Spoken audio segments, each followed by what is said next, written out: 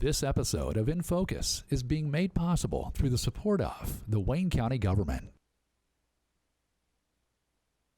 Your friends in Wayne County government hope you have a happy and safe holiday. They hope you will keep your gatherings to immediate household members. But whatever you choose to do, please follow all local public health guidelines, including proper hand washing, social distancing, and minimally wear your mask. Happy holidays from the Wayne County government.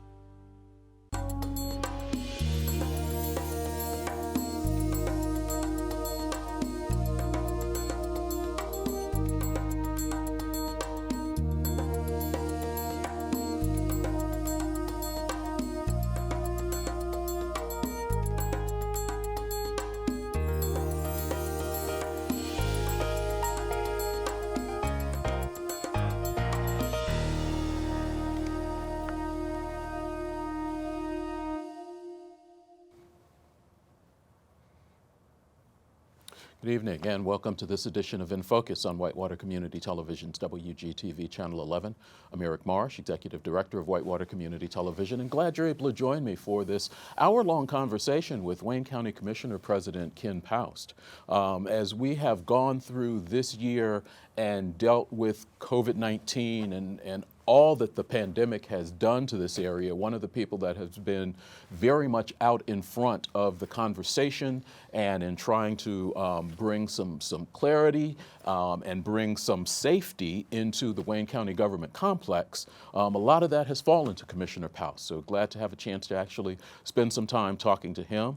I want to remind you, and I did it last week, just to implore you, ask you, beg you, whatever it is that you're needed, to continue to wear your mask. By the time you are seeing this, and we are recording this on Tuesday, by the time you're seeing this, we are hopeful that there will be needles in arms with the vaccine coming out of it, at least to a few of the people at Reed Health, but the doctors and nurses and all the staff there continue to work hard. They're working through a lot of patients. They appreciate the support that you show with signs in your yard, but they would like that support to go just a little step further, and they are asking that you be safe this holiday season, particularly that you wear your mask, that you social distance, good hand hygiene. The world hopefully will get better for all of us as we head into 2021, but for right now, they are in need of your support. So if you care about our healthcare workers, we ask that you follow what they're asking us to do, which is mask up. May not always be the most comfortable thing for us, but let's get through another 6 months of this, and then I'll find you at some bar someplace. Really, I will. Commissioner Paust, it is always good to spend some time with you. We don't get to do this a lot. Your schedule is incredibly busy, but it's always good to talk to you. Yeah. Let's start there. Okay, let's start. Unfortunately, this past week or so here, a good friend of mine, Betty Smith Hanson, who was our county assessor, was one of the folks that got COVID-19. And as folks know in the viewing audience, Betty passed away. Her services are going to be Thursday of this week. Well, matter of fact, the day this is broadcast in the morning. And it's one of those very unfortunate. Betty was just a wonderful person. Wonderful for her people within her office and working with folks that would come into the office that had assessing problems that she would set down, and she was just an easygoing person. She'd work with anybody, regardless of how dumb we may have been when we went in to ask her a question about her assessment or something, and to explain to folks, how the process works and how they got to the assessment of their particular property on there. I was on a Association of Indiana Counties board meeting this morning, and the Assessors Association on our meeting, there's 40 people on our board, expressed how well she was liked throughout the assessors group throughout the state of Indiana, and the work she had done on that, and how much they were going to miss Betty. And I couldn't echo enough of what they had to say about the job that Betty has done here in Wayne County, and she is really going to be missed by all of us, Eric, very, very much so. And it's very sad, and you kind of said it all here when you talked about masking up and what we need to do. And my big concern right now has been the holidays that we're coming into. We know we've had a spike from Thanksgiving, but we're looking at Christmas, and we're looking at New Year's coming right behind that. And we know right now about 40% in our contact tracing, about 40% of our spread is coming from family gatherings. And so this is something I say to you in the listening audience as you look at Christmas and you look at New Year's on there. I'm not telling you not to have your Christmas celebration, but I would encourage you to have your Christmas celebration with just your immediate family, and to do social distancing through the computer, which you can do. And you can look at grandma and grandpa and your brothers and your sisters. You can look at them on computer, and you can keep that safe distancing, because we're so close now with this vaccine here that if we can just get through these two here, and my worst fear is that we hit the middle of January to the latter part of January, that we're gonna have a real influx. And really, Tax Reed Hospital currently at this time, they're pretty well full right now. With their COVID patients. They're up over 80 in there, and we have 80 on ventilators at the moment in the hospital. So I am concerned about that. And one of the things that we're doing right now is a marketing program that we're working not only with WCTV, but we're working with Comcast on about 20 different channels. We're working on the radios to go out to tell folks, you know, to wear your mask, wash your hands, and social distancing here over the holidays. Now, you should continue doing this. Whenever you leave the home, what I try and do is just put my mask on right away, and that way you won't forget it when you get out of the car to go into a business. And I'll admit twice I have done that in the last month and a half.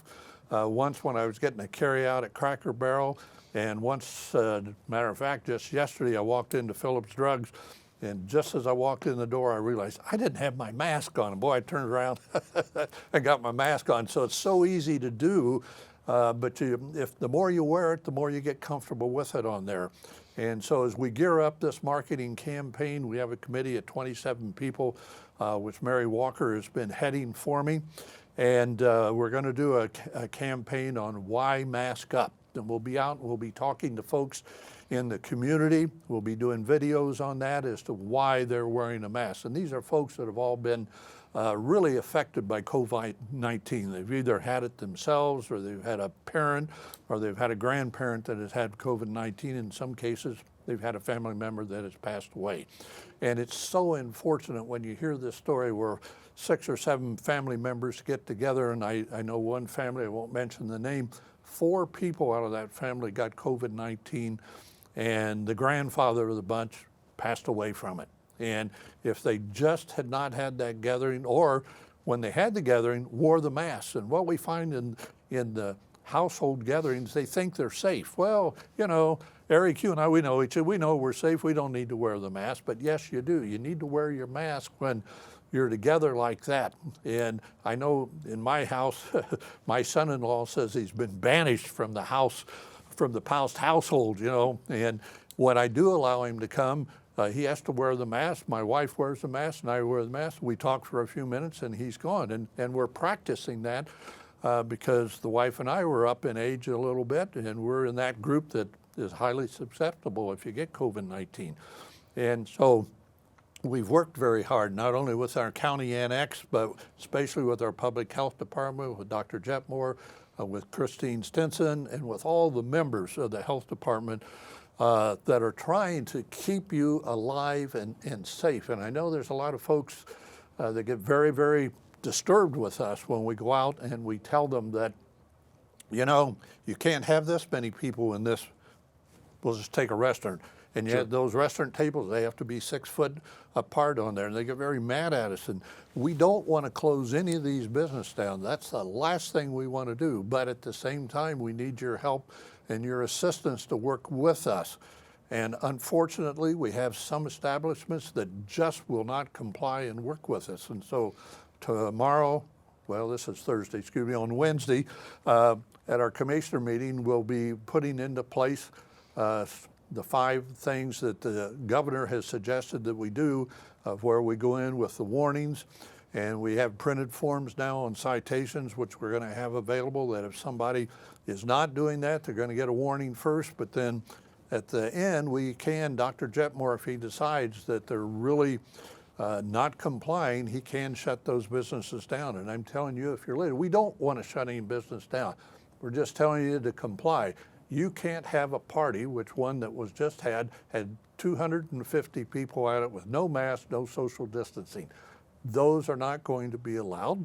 And the reason for that is, you take that meant that within that group, there was probably anywhere from 20 to 25 people that were asymptomatic that's passing this COVID-19 into a lot of those other folks that are there.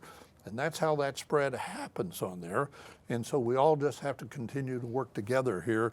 And as we do that, we'll get through this. And now with the vaccine here, and as you explained in your opening remarks, Reed Hospital is doing phase 1A. Our public health department is doing phase 1B. They've asked us to be up and to be ready by January the 4th to be able to do inoculations. And so we're beginning to work on that. We're going to be setting up for the inoculations in the Elder Beerman building. As you know, currently we're doing the COVID-19 testing, and we're also doing the flu shots. Now, I encourage you, if you've not got your flu shot, to go into the Elder Beerman on the south entrance and get your flu shot, because we need you to have that flu shot at least 2 weeks and maybe a little bit more before you're ready to get the vaccine shot. So if we get enough, and we're working towards what they've asked to do for January the 4th to be ready. So go get your flu shot now, and you'll have the 2 weeks in, and then you can get the vaccine on there. The vaccine is not a cure-all for everything, and that's one of the things that we pointed out in the health board meeting today. You're still going to need to practice social distance and wear your mask. And if you've had COVID-19, you're not home scotch-free. Dr. Jetmore emphasized today that if you've had COVID-19, you still need to get the vaccine when it's available to you. Okay. I'm going to backtrack on something, because I think I heard something that you didn't mean to say, and I know some other people are going to catch it. Okay. I think you said there are 80 people on ventilators at Reed Health, and I think the number might be 8. Yeah, there's 8. Okay. Yeah, there's only 8 people on ventilators. Okay. I didn't want somebody to hear that and go, what? Yeah. Okay, I'm so sorry. There is, in order to help people with the masks, you've got a mask giveaway coming up this correct. Saturday. Talk a little bit about that, because those have been very successful in the past when they were held. And on the Ask the Doctors program that we do on Fridays, we've gotten the question a few times, will there be another mask giveaway? So that one's going to be this Saturday, noon to 3. You're right on. 12 to 3 o'clock in Glenn Miller Park. And we've been working with Mayor Dave Snow and the City of Richmond folks on there. Matter of fact, the mayor is staging ahead of time in the park's office 100,000 masks. The last time we had 3 locations, and we gave out almost 300,000 masks at that time. And we're anticipating now that there are so many masks available, and a lot of folks have their own custom masks that they've done, that we're probably not going to give that many out.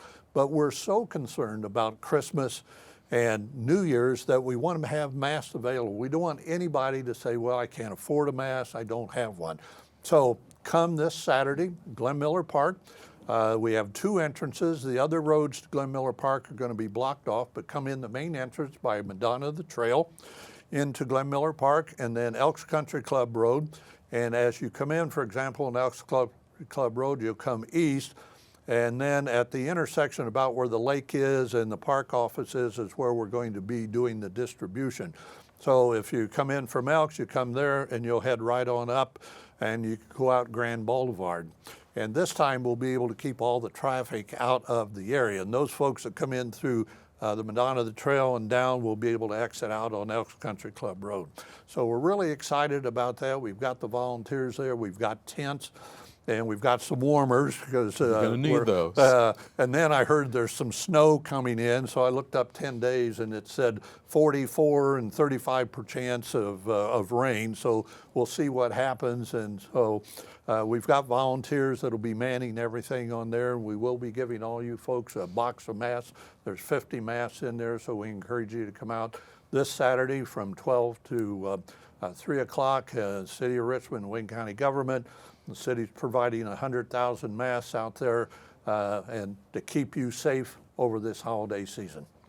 You're watching In Focus on Whitewater Community Television's WGTV Channel 11. We're having a chance to spend some time with Wayne County Commissioner Ken Paust. Before we leave the subject, a couple other things. One question, and you kind of touched on it a little bit when you were talking about businesses not complying, but another question that we've gotten on Ask the Doctors, and the doctors have said they're not interested in shutting anything down. That would really kind of come from you all. What is the trigger, or is there a trigger in your head where the city and county combined would go back to some of the restrictions that we had earlier in the spring? That would be, we're in orange, and I like to tell folks when I talk about it, instead of talking about being in orange, I'd like to say there's 4 levels, 1, 2, 3, 4. 4 being the worst. When I talk about orange, most folks don't know, well, where is that in 1 through 4? Red is the worst. And we've been hinging each week here on not quite hitting the red level. And we get right up to it, and then we kind of slip back a little bit. So we've stayed in orange, or what I like to say, we've stayed in stage 3 on there. If we went to stage 4, then the requirements would be even less. At that point, the governor's executive order that he has in place says you could only have groups of 25 people that would be meeting. And so, like the one that had the party of 250, well, they're way out of line in there. The city of Richmond is funding 4 inspectors that they're hiring, and they're going to fund that through the end of January of 21. And they'll be working under the direct supervision of our public health department, and they'll be going out to work with individual organizations and companies and restaurants, anybody that needs them or we think there's a problem. And our whole goal is to do an education and to say, hey, here's what we need to do, this is why we need to do it, and this is what we need for you to do. Now, we've been doing that for several months now, where we've been saying we need your help, we need your assistance, and like I said, the worst thing we want to do is to close anybody down. But we now have got to that point of where we're going to have to do some more enforcement, and there is a 5-step procedure now of what the Dr. Jetmore and Christine from his staff will be able to do, and they can jump, they can give you a warning today, but they can jump up on the level, and if they come back tomorrow and you're definitely not doing it and you're really in an extreme violation of that, Dr. Jetmore has the authority that he can shut you down for 24 hours and for you to correct any major problems that you may have within your individual business, and then you can open up with 24 hours. He can also close you down for 48 hours. Or depending, let's say you're a restaurant with a bar license or something like that, at that point they can shut you down, and they in turn then can send that information to the Alcoholic Beverage Board, and you could lose your license. But Eric, we shouldn't need to do any of that. I mean, we don't want to do that. There's nobody in the health department who wants to shut any business down. We want to work with you, and we're there to help you and assist you. And in some cases, if you don't have the necessary supplies, we may have those supplies that we can assist and help you. And there have been occasions when individual businesses, I need some masks, and we've got 3 or 4 boxes out to them or whatever they needed on there. And we're there to assist and to help you because we want to make sure you're here in 21 and 22. We don't want you to go out of business. And so as folks, you had it posted up there on orange of what those conditions are. Mm-hmm. And so we get a lot of questions about the schools, and the public health department and the schools meet on a regular basis, and they've worked very well with the school systems, and the schools have, in some cases, have put even stricter things in place than what orange requires currently at this time. But they're doing that for the benefit of all the folks that are out there. We've had inquiries about the cheerleaders and so on like that as to why they can't go to the athletic events. And why are you depriving them of this? Well, nobody wants to deprive them of that, but I don't want my 128 deaths that we have now to become 200 deaths down the road.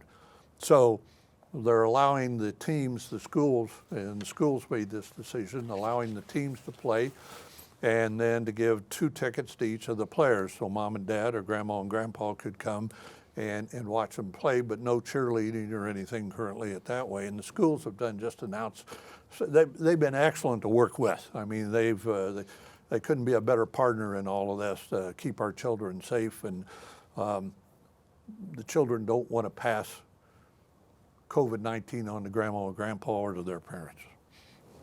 I'm going to ask you a question, and it's probably a little bit more of a political question, which we don't normally delve into a lot, but I'm just curious. A number of states, counties, municipalities throughout the country approached this pandemic a little bit differently. Generally speaking, not completely, but generally speaking, Republican-leaning counties were maybe a little bit slow to come around to whether it was real, how much restrictions were needed, if any restrictions were needed. Wayne County didn't really seem to have that hesitation when this all started. No. Talk about how you all looked at this from the time it started and why you all have taken the approach that you have. Okay, well, if you know, this all started in early March. Yep. And for Wayne County government, we had just moved into our new public health facility on South 5th Street. We had a brand new executive director in Christine Stinson. We had a brand new Dr. Jetmore as our public health officer. And we're just getting into place, and Dr. Jetmore had only been in place, I think, about 3 weeks before the pandemic hit. And boom, and we got hit with that. Well, one of the things we looked at was, this is Wayne County, and Wayne County includes everybody. Now, a lot of times some folks think of Richmond, well, Richmond's Richmond, they're not part of Wayne County. Well, yeah, they are. Richmond is just one of the towns that happens to be located in Wayne County on here. And we have a good working relationship with the city of Richmond. Mayor Snow and myself, we don't talk every day, but almost every other day we're on the phone, we're talking, or we're doing a Zoom meeting as we're working on this. So in the early phases, it was a group of not only our public health department, the county commissioners, the mayor's office, and Reed Hospital. And we all worked together as to how should we approach the pandemic. Well, none of us have ever really experienced anything quite like this before. And so as we listened to what Dr. Jetmore had to say and what the CDC was saying on the early phases, we were all getting swamped with material to read. And we looked at that. We had many meetings that we all sat down together, social distancing and wearing our masks at that time even. And we talked about how to approach this. And so we have approached this as a team effort here in Wayne County. Politics had nothing to do with it. Our whole goal was what is best for our citizens here in Wayne County. And early on, I was very, I'll say, disturbed with the governor because you had this mask on, mask off that you had. And the hard part for folks, as we've tried to explain to them, and Jetmore is very good about this, that it changes day to day. What you and I are talking about, especially in the early phases, I'd say we're going to do this, and tomorrow we would find out, we'd get new instructions that, no, that's not working, we need to do this. Right. And here we are about 9 to 10 months in, and we've learned a lot about COVID-19 and this disease, so we've changed a lot of things we're doing. And I just got a report the other day about masks, and because a lot of people don't believe masks that are effective. Well, in this report, they were talking about if you have 2 people and 1 person out of those 2 would wear a mask, that'd be 72% effective on not infecting other people that you would run into, and that the masks are very, very well. I've always said, like, if I was happened to be the governor, instead of saying, well, you can or you can't wear the mask, just to come out and say, I'm asking all of you to wear a mask. And when he finally did do that, we found the number of folks within our population here. Originally, we were having maybe 10 or 12% that were wearing the mask, Eric. Mm-hmm. And once the governor did that, we already had in place that you were supposed to wear a mask out in public, but most folks weren't doing it. And then all of a sudden, we got up to about 90 or 95% of the masks were being worn by folks. And I would do my very, very unsophisticated surveys. I would go out at Walmart and sit in front of Walmart and count how many people were wearing the mask, how many weren't. And that's how I knew about 10 to 12% were wearing the mask. But after the governor finally said that, then it went up into the 90 to 95% range. Then the problem that we had was when they came along and the governor said, okay, we're here, we're going to back off a little bit on this. And then all of a sudden folks thought, we're okay now. We're fine. We've beat this thing, and so we don't have to wear. So then it went back down again, and then we were re-emphasizing again, hey, this is not over. You need to continue to wear your mask. And that's kind of where we are today. And if you look at the flow charts and the graphs that I have in the office, in the earlier phase, we were down here with the COVID-19. And then when we hit that spike, we've continued like that, and we're still continuing to go up like this. And Indiana has been one of the hot spots throughout the United States. And people ask me all the time, well, what happened? What have we done different here now than we did when this first started, that we were down here in the blue level? And I can't answer that question. I don't know why it is. We do know, like I said today, what's transmitted. It's family gatherings and stuff. 40% of it's coming from that. And so we have to work on that to be able to do that. And it's just like this weekend here with the mayor and with the county government on here. We're working together to do this mass distribution on there. In the early phases, the mass, I did all the purchasing for the mass, not only for the county, but for the city. And Dave and I worked very close together on the number that they would need. And I sourced out those masks, and originally we stored them in our facility. They now store them in their facility, and I acquired those masks. And we're just here to help the people, and politics has nothing to do with it. You're watching In Focus on Whitewater Community Television's WGTV Channel 11, spending some time with Wayne County Commissioner President Ken Paust. Appreciate the time, as always. You mentioned helping people. The federal government and even the Chamber of Commerce and some others have spent a lot of time helping businesses. And I understand the thought process, I really do, that if you can help a business stay open, you can help people keep their job, you can help people keep paying bills. But there are certain jobs, because of this pandemic, that are going to go away, that have already gone away. At what point can government begin to help individual people? And what does that look like in your mind, if that's possible?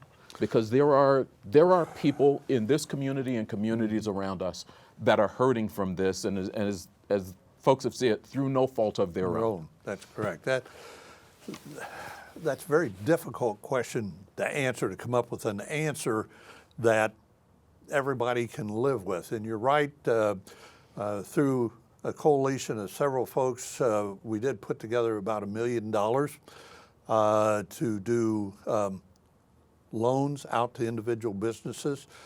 We did make those loans. Commissioner Denny Burns on our revolving loan committee. That was in cooperation with the Chamber, with EDC, with the City of Richmond, and with county government. And they did make, I forget the exact number of loans in that particular case that went out, but they did, they spent all of it, they loaned all of it with the exception of about $140,000. And so what they're looking to do now is, with that $140,000 that is left, is to work with the restaurant industry, which is one of the industries that really has been hit very, very hard. And so they're looking to actually do grants in this particular case to the restaurants. So they're in the process now of trying to work out the program as to how they're going to do that and how the individual restaurants can apply for that. Now, that's what we have been able to do. That does not answer your question that you asked, which was, how do we help that individual that is out there? And Eric, I don't have an answer for that. We know there are a lot of folks out there that need assistance and need help. And just this morning, one of the discussions we had was with the food banks well, our discussion was not with the food banks, but we're talking about the food banks and how out of some of the funding that's being made available through OKRA, which is going to be $250,000 in the next round, how we could apply for that. And if we got that, then we could fund it into the food banks, would help those individuals that you're talking about that have lost their job. And this way they'd be able to go to the food bank and be able to get some food for the table on there. That's one thing that we're looking at. We've tried to look at other ways, and the CARES Act funding that has been given to us, Wayne County got $2.1 million in the first go around on that.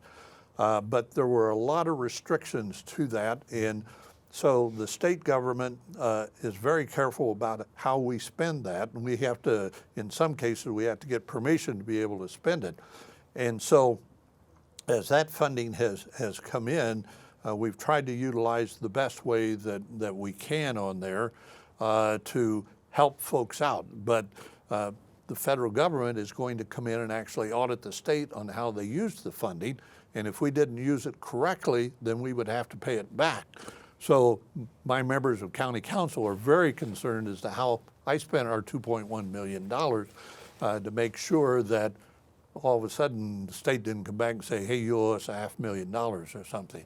So again, where I talked about the regulations change, I got into the program that we were doing on the $2.1 million, had everything budgeted out.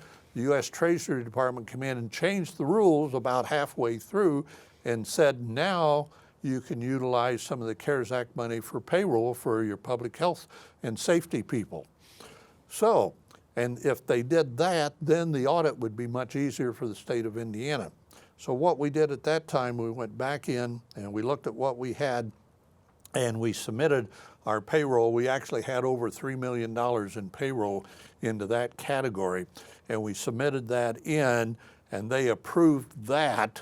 And so next Monday, we'll receive $2.1 million into our general fund. At the same time, then council will come in and will appropriate out of that funding money for how I originally had put into how we were going to be spending the $2.1 million so we can pay all those bills on there. And so then they turned around and came back with a safety awareness, and they allocated us 10% of our original. So I got another $213,000. And so as I mentioned to you earlier, I forget whether we were on the air or just chatting earlier, we're doing a marketing program for the holidays on that to make people aware of social distancing, wear your mask, and not to have the family gatherings or keep the family gatherings smaller, where normally you might have 50 people over for Christmas. We would encourage you to only have 3 or 4 over, or just your immediate family member, and do the rest on TV. And so that situation changed. So then after a week and a half of working with the Indiana Finance Authority, I finally got them to approve additional funding that we had available in our payroll through our public health department. If I submitted that, would they give us one lump sum payment? On Friday evening late, I received that permission to do that. So we sent in Monday for $213,000 to cover payroll for public health. That'll come in, go to the general fund, then I'll appropriate out of that to be able to do the marketing program that we have in place. But the good part about that is all of that $213,000 had to be spent by December 31st. There's no way you could spend all that by December 31st. And we were working very hard, as you well know, to put this marketing program together. And now we can spread that marketing program and dollars off over the next January and February. With the pandemic is still going to be with us, we'll be able to utilize that to put the information out to the public on the vaccine as to how we're going to do that. And we're going to be doing the vaccine out of the Elder Beerman building. We did a tour through there yesterday with Christine and Steve Higginbotham and Dale and myself from the county government as to how we're going to set that up. And it takes about 46 people to put a pod in place as to how the state's given us the instructions on how they want these pods all set up. And so one, we're out actually today buying supplies. I signed off, we had to buy 15 tables, and we've got to buy 8 surface computers. We have to buy electrical equipment and stuff to be able to set all this up, to have all the intake that we need for the vaccine and everything. So we're working very diligently to have everything in place to be ready on January the 4th. To be able, if the vaccine arrives, there's no guarantee that it will be here on the 4th. And then the state wants us to stay open 7 days a week. So we're working on how we're going to fund that and how we're going to have enough people to be able to do that. You've mentioned the date of January 4th a couple of times. Is that a date where you're expecting that some portion of the general public will begin getting vaccinated through the health department? What we're looking at, that is all information coming from the state of Indiana to us, and they've asked us to be up and be ready. Now, we'll be in 1B, which we don't have all the information down, and part of the hard part on planning right now, and you know there's been a lot of discussion with CDC, and you hear it on television all the time, who are the first people that are going to get the vaccine? And the state has not come to us yet and said who the first people in phase 1B are going to be. Now, unfortunately for us, we can't be planning as to what we're going to do, how we're going to disseminate the information out to the folks and everything as to who those are. Now, I can guess a little bit as to who some of those are going to be. They're going to be the more vulnerable population, the older folks on there. And in Plan 1A, that's in Reed Hospital, and the folks, they're going to take care of all the nursing homes and all the folks and a lot of the first responders. Now, we may in Phase B get some of the other first responders on there before we go to the actual folks, but we're anticipating and we're setting up to be able to give the vaccine to more or less the public, but we don't see the mass coming until maybe later in January or February before we'll be able to do, and we're gearing up to do 500 people a day is what we're working on right now. And within Elder Behrman's, we'll have that set up, and on each individual gets the vaccine, we'll have an area completely set up where they'll have to stay with us for 15 minutes. So we have 100 chairs that we're going to be setting up in Elder Behrman, and we'll have those in a specific row so it will rotate, and we'll be able to let you know when you're 15 minutes up in case someone would have an adverse reaction to the vaccine. Mm-hmm. And so we're doing everything we can with the data and information we have available to us at this time. You mentioned the health department building on South 5th Street. Was there concern when you were looking at that? And we know from over the last couple of years there has been this coming separation between Wayne County government and what was at that time kind of the health department that morphed into the federally qualified health center. Was there any concern with taking that building off the property tax rolls? Oh, yeah. And working that, particularly in that downtown area where Richmond seems to be very concerned about that. You're part of the government complex, but still, it's another building that was at one point privately owned. Hey, anytime we take something off the tax roll, I can assure you we're very concerned. And I'm one of the first ones that's most concerned because I'm the first one also that goes to ask them to take it off the tax rolls. And you can be assured those 7 council people are on me right away. You want to take a property off the tax rolls. So I'm very, very concerned about that. I don't want to do that if I can keep from it. But at the same time, I have a responsibility to all the taxpayers that are out there to run an efficient county government and to do those things we need to do to be able to do that. We had the separation coming, and we did not move into that facility very lightly without looking at all the options that were available to us. We looked at all the space that we do have available in the annex building currently at this time. As you know, Eric, the Extension Department moved out, and we've used that area as a kind of a general community room now, and we hold a lot of meetings in there. And starting in 2021, we'll actually be holding some court hearings in that facility there. So we had very few options within the county annex building to be able to move the health department in. And when we looked around as to what was available, and we wanted to try and have something within our government complex that we have. And I looked, matter of fact, 20 years ago, when I was on county council, I tried to get county council to buy that particular corner at that time. It was up for sale for $20,000. And I looked at that, it was in the government complex, and I said, you know, we could utilize that facility. And over the past 20 years, we could have utilized that. So it fits in the government complex, and so I went to the owner that owned it to ask them if they would consider possibly selling that facility. And they said, well, we hadn't thought about it, but we'll think about it. So they did come back and say that they would consider selling that to us.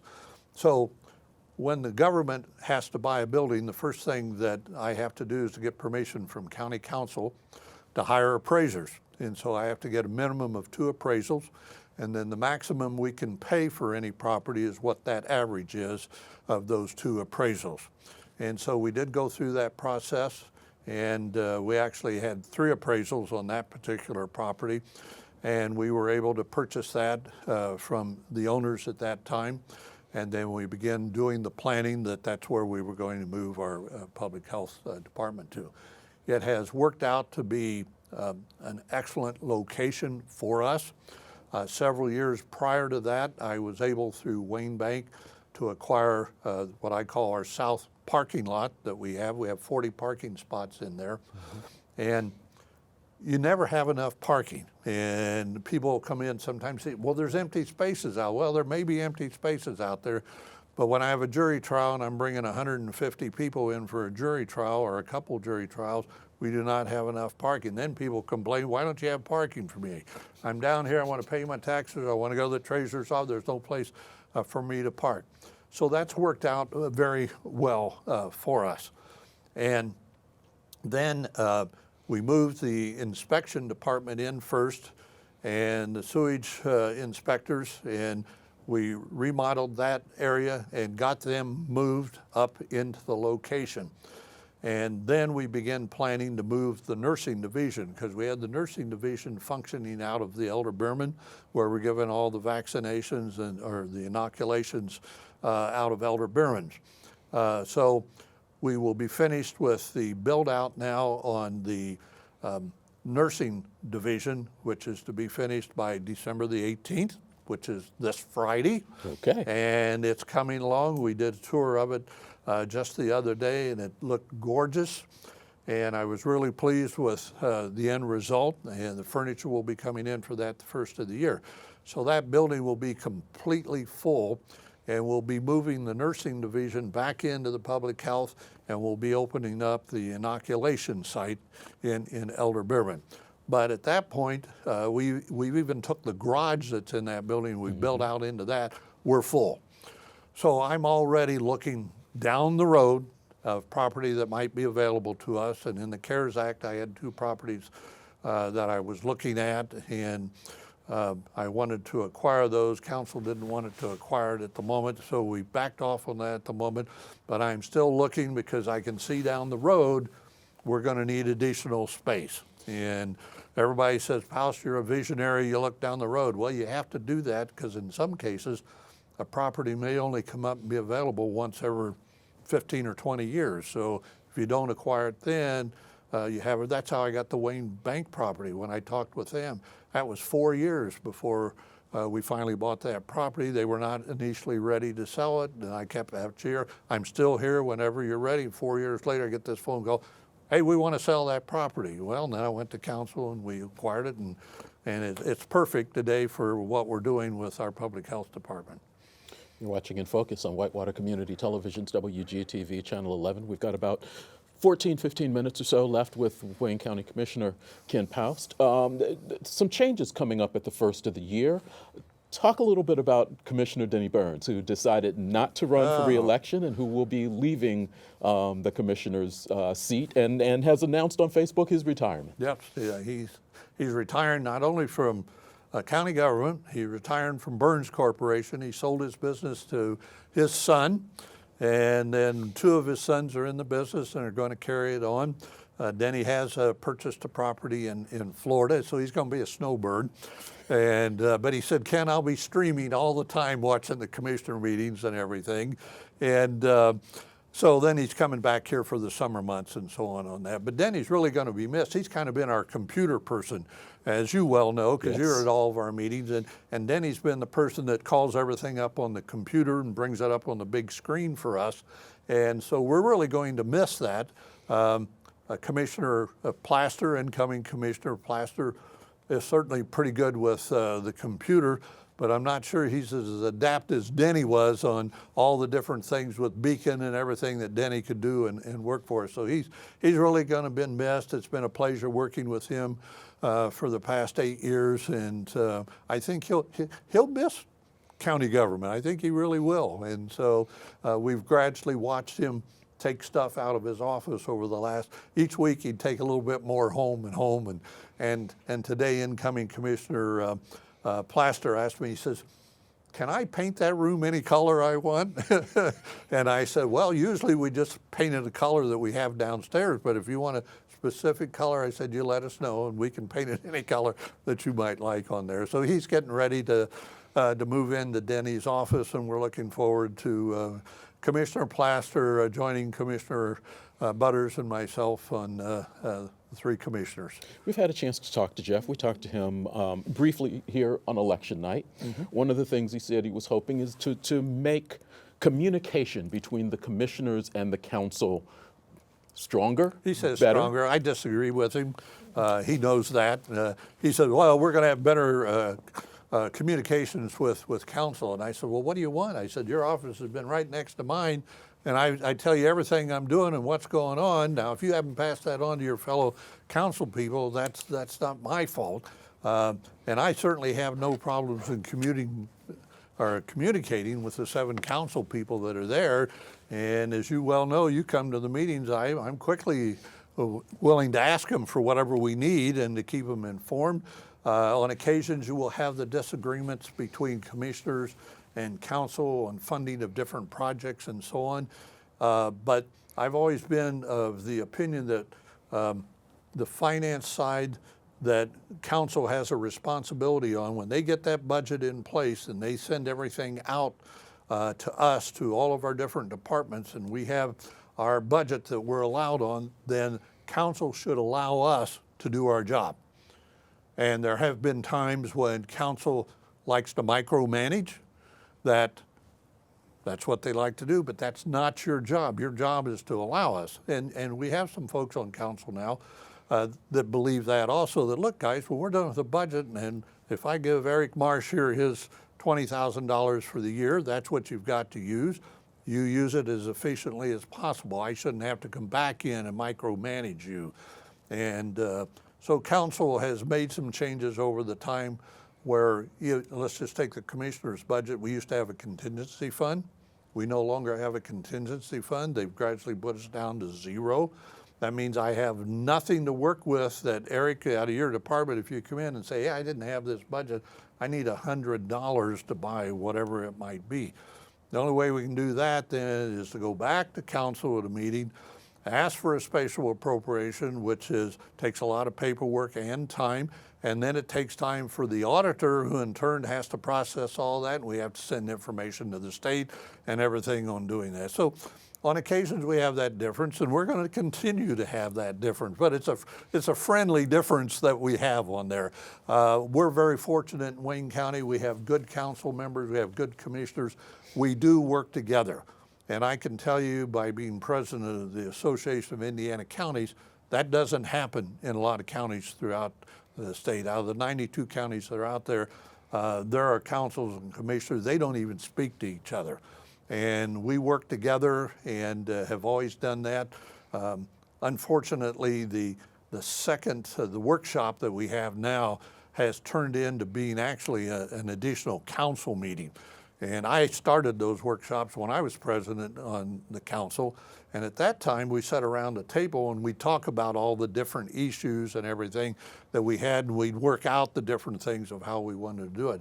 But now that workshop is a very formal budget, as you well know, and we go right through and we approve, and like I say, it's become a second council meeting instead of a workshop where we talk about the different issues, where I can talk about the different things that I would like to do, and they can tell me what they would like to see be done, and we're going to try and get back to that more on there. And as you well know, we're in the process of looking at rechanging how the commissioners and council chambers is set up, and we're going to be making changes in there to where we can hold more meetings of different types in there. We're looking to take the chairs out and be able to have mobile chairs and where we can set up tables and different things so that we can have and utilize the room even more than what we're utilizing it now.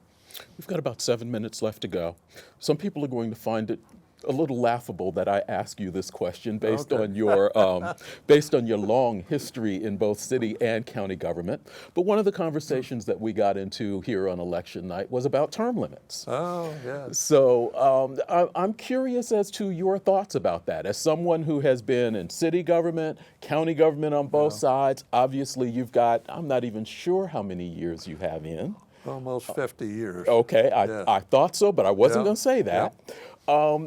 Is it time that term limits come up? I mean, our sheriff is term limited, our clerk is term limited. I mean, there are offices that are term limited, but it doesn't work for the council, doesn't work for the commissioners, doesn't work for the state legislators. Should there be something across the board? There's been a lot of discussion on term limits, and that is something, of course, that would have to happen at the state legislature. And if you know, a few years ago, Governor Mitch Daniels, I forget what they called that at the time, but they had a committee that looked at the organization and made many suggestions and changes at the time. One of them was to do away with the township assessors. And there's like 11 township assessors, and everybody had to vote on that. Wayne County voted to keep their township assessor. I've always, you know, when I've looked at it, and I come from, I'm prejudiced, okay? And I tell you right up front, I'm prejudiced. I look at term limits, and if they came into effect, I'd have no problems with them. But having been both in city government and in county government on there, and I look at the wealth of experience that you lose sometimes in term limits. Let's say you only allowed term limits for council for 4 years, we'll say. And by the time the council gets there, they've gone through 3 budgets is all they will have gone. They're just beginning to really learn how to do their job and what the needs are within the county. What we have done on the county side is talk about how do you keep that continuity in place. And many counties have a county administrator. And they have that county administrator just for that purpose because councils change and move, commissioners change, and probably most commissioners stay around maybe 8 years and then they leave. I'm just one of those that have just been around forever, you know, but I thoroughly enjoy what I do and I feel I'm very good at it. And I work well with people, and I've been able to bring that consistency that I feel is needed. We looked a few years ago about county administrator in Wayne County, and I do think that is something that we need to look at in the future as to whether that would be beneficial for our county to do something like that.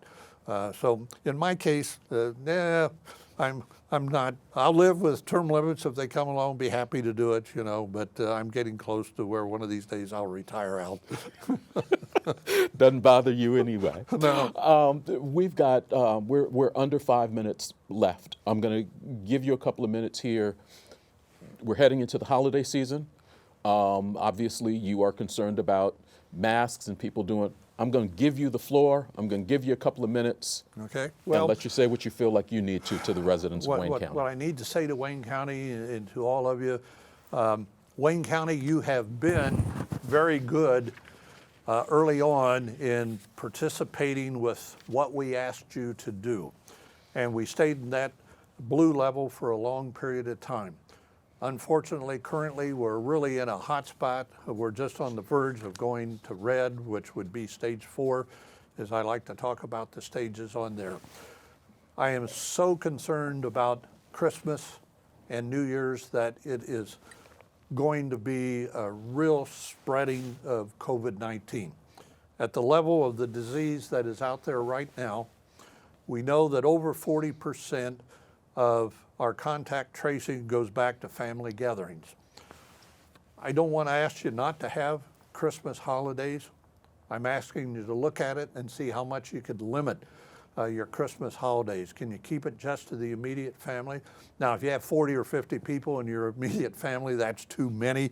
You really shouldn't do that. And especially if you invite some older folks to come in.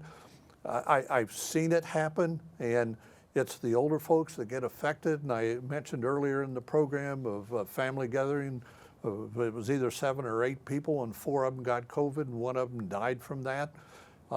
It does happen on there.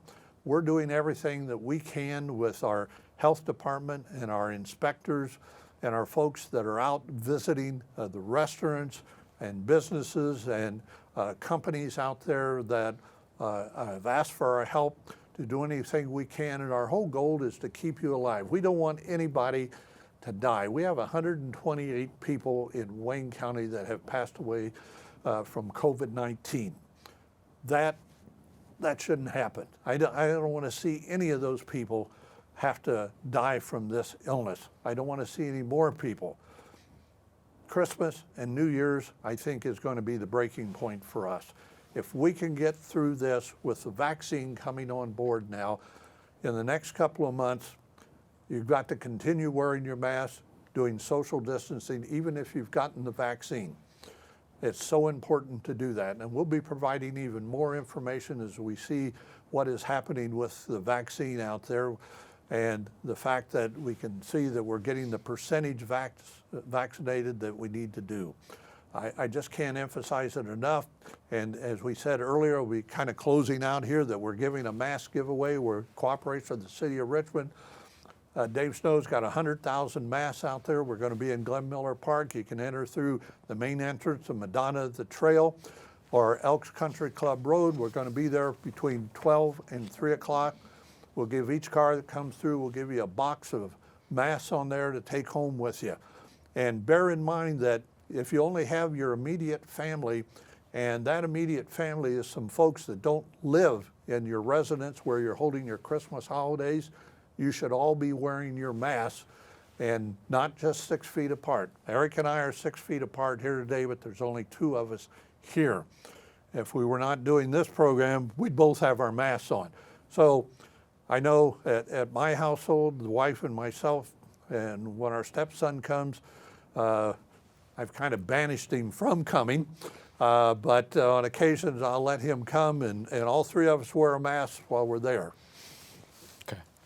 Commissioner, thank you very much. I know we're going to have a chance to talk to you again very early in the year, very early after the holiday season.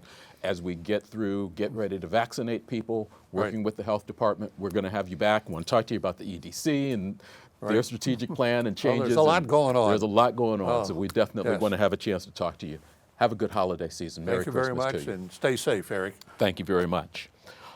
Thank you for watching this week's In Focus on Whitewater Community Television's WGTV Channel 11. You can see replays of this show beginning tonight at 10:30, also throughout this weekend. So thanks for watching. We'll see you again next week. As always, I wish you well. Take care.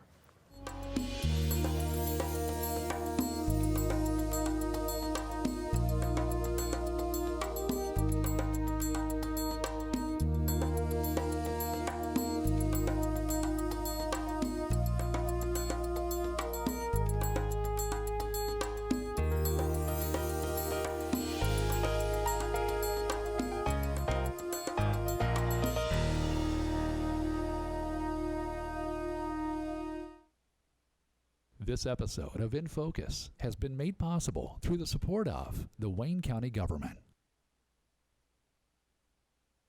Your friends in Wayne County government hope you have a happy and safe holiday. They hope you will keep your gatherings to immediate household members. But whatever you choose to do, please follow all local public health guidelines, including proper hand washing, social distancing, and minimally wear your mask. Happy holidays from the Wayne County government.